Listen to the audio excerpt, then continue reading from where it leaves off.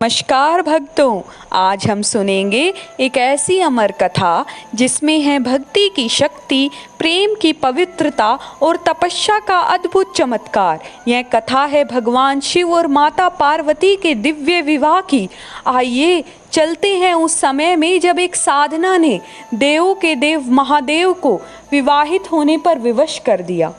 हिमालय के राजा हिमवाहन और रानी मैनावती के घर एक कन्या का जन्म हुआ, पार्वती।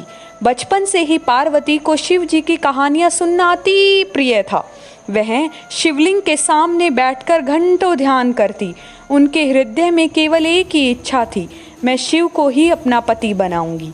पार्वती की मासूम भक्ति देखकर माता मैनावती ने भी कहा, बेटी, तेरे जीवन का उद्देश्य कुछ विशेष है। समय बीतता गया। पार्वती ने कठोर तपस्या आरंभ की। कभी जंगलों में बैठकर ध्यान लगाना, कभी उपवास करना, कभी केवल पत्तों के जीवन निर्वहन करना। हजारों वर्षों तक उन्होंने हिमालय की गुफाओं में तप किया। इतनी कठोर तपस्या से समस्त देवता चकित रह गए। देवताओं ने ब्रह्मा जी और नारद जी को भेजा। नारद जी ने पार्वती से कहा, हे देवी, आपकी तपस्या अटल है, आपकी यह साधना महादेव को अवश्य प्राप्त करेगी।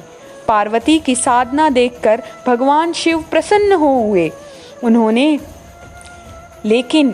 परीक्षा लेने का निश्चय किया। शिव जी एक साधु का वेश धारण कर पार्वती के पास पहुँचे और बोले, हे देवी, आप इतना कठोर तप में क्यों लीन हैं? क्या आप सच में उस शिव को पाना चाहती हैं जो शमशान में रहते हैं, जो भस्म समाते हैं, जो किसी सिंगार को नहीं मानते? पार्वती मुस्कुराई और बोली, महादेव संसार में सबसे श्रेष्ठ हैं। भले ही वे भस्म रमाते हो, पर वे सहंकार और सृष्टि रक्षक है। मेरा हृदय केवल उन्हीं के लिए है। शिव जी ने अनेक बार समझाया, यहाँ तक कि कहा कि मैं तुम्हारे योग्य नहीं, लेकिन पार्वती अड़िग रही। मैं शिव को ही अपना पति बनाऊंगी। इधर तारकासुर नामक दैत्य का अत्याचार बढ़ रहा था। उसका वध केवल शिव के पुत्र द्वारा ही संभव था। देवताओं ने आकर शिव से प्रार्थना की, हे महादेव, संसार का कल्याण पार्वती जी के साथ आपके विवाह में ही है।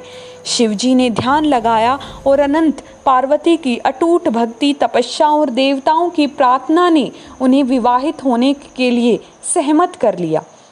कुछ दिन निश्चित हुआ। कैलाश से लेकर हिमालय तक देवताएं, ऋषि, गंधर्व और अप्सराएं का जमावड़ा हुआ। नदी, बैल आगे आगे चले। शिव बारात में भूत प्रेत, गण, योगी और देवता सभी शामिल हुए। पार्वती का श्रृंगार अद्भुत था।